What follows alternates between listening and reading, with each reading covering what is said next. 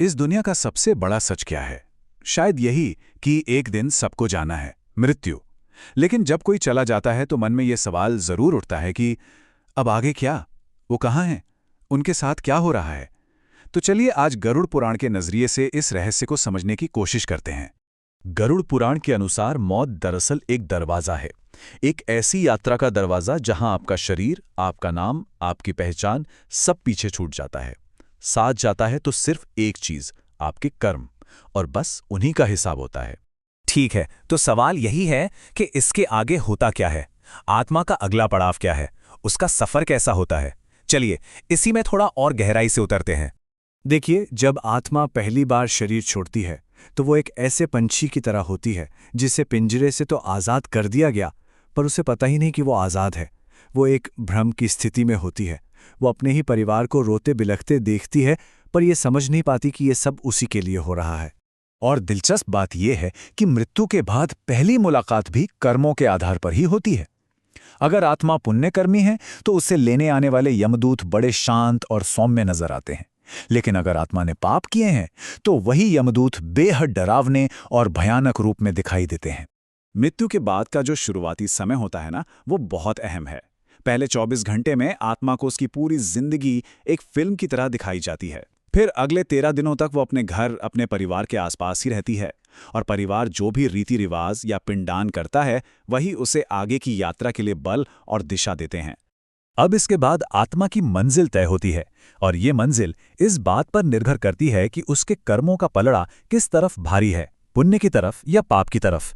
इसी के आधार पर आत्मा 3 में से एक रास्ते पर आगे बढ़ती है। तो ये 3 रास्ते कौन से हैं? पहला है अर्ची मार्ग, यानी प्रकाश का रास्ता, जो पुण्य आत्माओं को स्वर्ग की ओर ले जाता है।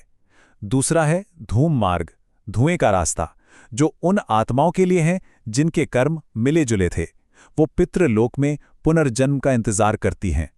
और तीसरा है उत्पत्ति विनाश मार्ग, जो अधर्म का जीवन जीने वालों को नरक की ओर ले जाता है।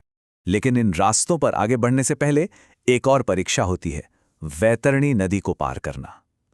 कहते हैं कि यह नदी कर्मों का आईना है। अगर आपके कर्म अच्छे हैं तो वो नाव बनकर आपको आसानी से पार लगा देते हैं, लेकिन पापियों के लिए यही नदी खून और मवाद का एक भयानक समंदर बन जाती है। वैतरणी नदी को पार करने के बाद आत्मा पहुंचती है यमराज के दरबार में। अब देखिए, ये जगह किसी मनमानी सजा की जगह नहीं है, ये सत्य और कर्मों के हिसाब की जगह है। यहां न्याय होता है। यमराज के दरबार में चित्रगुप्त आत्मा की पूरी कर्म फाइल खोलकर रख देते हैं। मतलब हर एक काम, हर एक शब्द, और यहां तक कि वो ख्याल भी जो कभी किसी को बताया नहीं गया, सब सामने आ जाता है।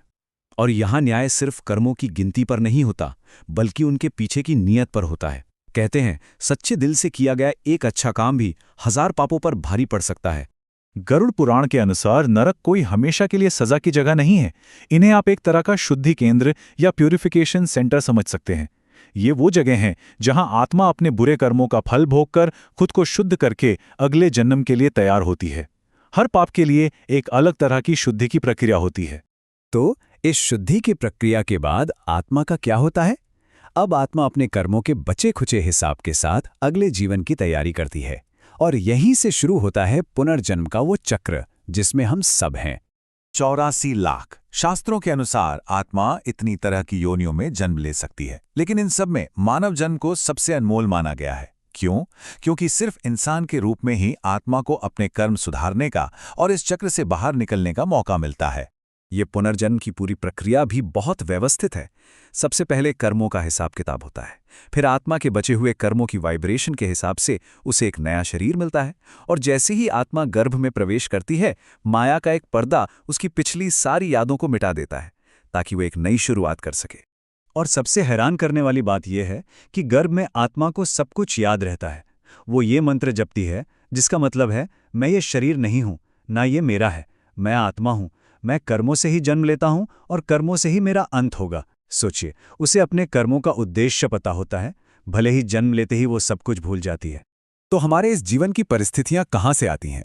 वो आती हैं प्रारब्ध कर्म से। ये हमारे पिछले कर्मों का वो हिस्सा है जिसका फल हमें इस जीवन में मिलना तय है। मतलब किसी का अमीर या गरीब घर में जन्म लेना, स्वस्थ या बीमार होना, ये सब पिछले कर्मों के आधार पर आत्मा के अगले सबक के लिए एक मंच तैयार करता है। ये सजा नहीं, सीखने का एक मौका है। तो फिर इस पूरी यात्रा का अंतिम लक्ष्य क्या है? क्या ये जन्म और मृत्यु का चक्र हमेशा चलता रहेगा? नहीं, इसका अंतिम लक्ष्य है इस चक्र से आजादी, जिसे हम मोक्ष कहते हैं। गरुड़ पुराण में मोक्ष पाने के 3 मुख्य रास्ते बताए गए हैं।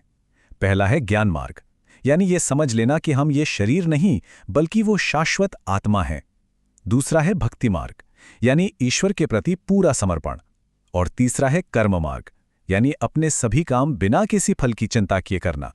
जिस आत्मा को मोक्ष मिल जाता है उसका फिर से जन्म नहीं होता।